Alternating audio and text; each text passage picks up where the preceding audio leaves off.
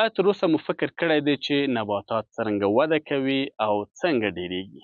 د بیولوژي کانکور یوې نوې خپرونې ته مو هرکلی کوم. په دې خپرونه کې به د نباتاتو تکثر، د نباتاتو د تکثر ډولونه او د هغوی له جملې څخه د غیر زوجي تکثر په اړه ولولو. تاسو هم قلمونه او کتابچې د ځان سره راواخلئ او مهم کانکوري ټکي د ځان سره نوٹ کړئ.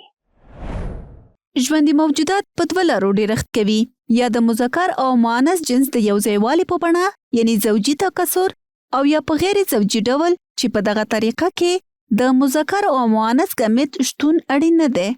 همدارنګه په نباتاتو کې هم تکثر په دوه بڼو یعنی په زوجي او غیر زوجي ډول ترسره کیږي. په غیر زوجي تکثر کې د نبات غیر جنسي غړي لکه ساقه، پاڼه او ریښه برخه اخلي. یعنی دغه ډول تکثر د نبات د جسمي غړو په ملتیا ترسره کیږي. د تکثر له ډولونو څخه په کانکور کې پوښتنه راغلې ده چې په نباتاتو کې تکثر په څو ډوله ترسره کیږي؟ یو ډول، دوه ډوله، درې ډوله، څلور هیڅ یو.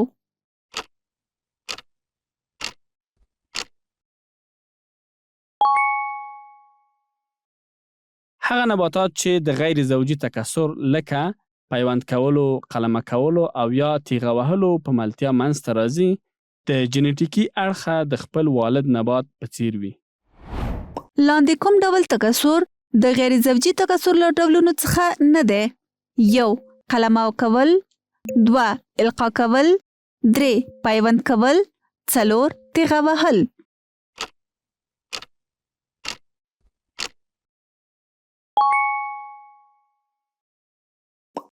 په نباتاتو کې تکثر په لاندې کومو ډولونو ویشل شوی دی؟ 1.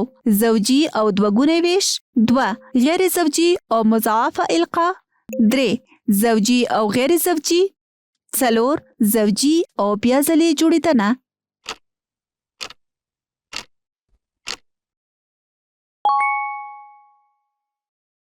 پیوند کول د غیر زوجي تکثر یو ډول دی چې ډیری په میوه لرونکو ونو او بوټو کې ترې ګټه اخیستل کیږي. داسې چې لومړی پیوند له هغې ساقې چې د ودې په حال کې ده اخیستل کیږي، بیا د بل نبات په کمبیم نسج کې داسې ځای پر ځای کیږي چې وکولای شي یو ځای سره وده وکړي.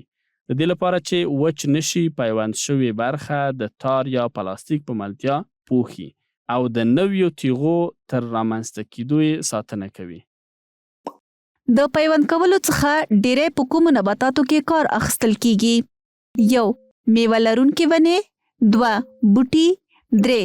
تخم لرونکي او ابتدایي نباتات، 4. لومړی او دویم ځوابونه سم دي.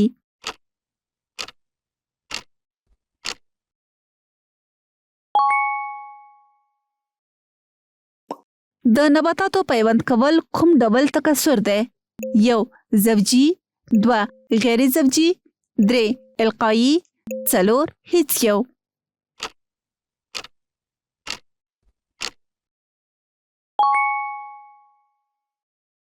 په ځینو نباتاتو کې داسې ځانګړتیا شتون لري چې که د نبات ځوانه او ودې په حال کې څانګه پرې شي او یوه موده په مناسب حرارت کې په اوبو کې وساتل شي، نازکې ریښې ترې وده کوي چې په ګلدان او یا ځمکه کې په کرلو سره دا قلمه وده کوي.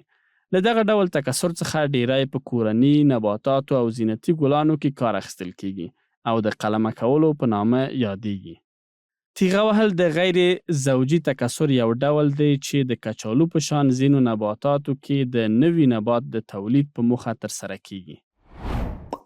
لاندې کوم غړی د نبات د غیر زوجي تکثر له غړو څخه نه دی؟ 1. ریښه، 2. ګل، 3. ساقه، 4. پاڼه.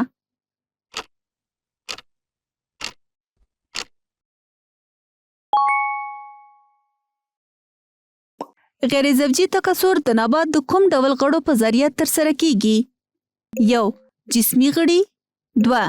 جنسي غړي، 3. جسمي او جنسي غړي، 4. تخم یا دانه.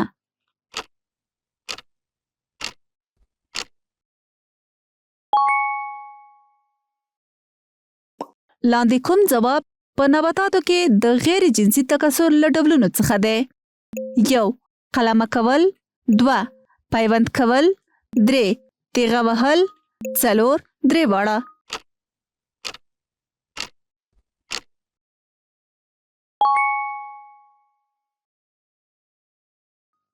کانکوري ټکي په نباتاتو کې تکثر په 2 ډوله ترسره کیږي: زوجي تکثر او غیر زوجي تکثر.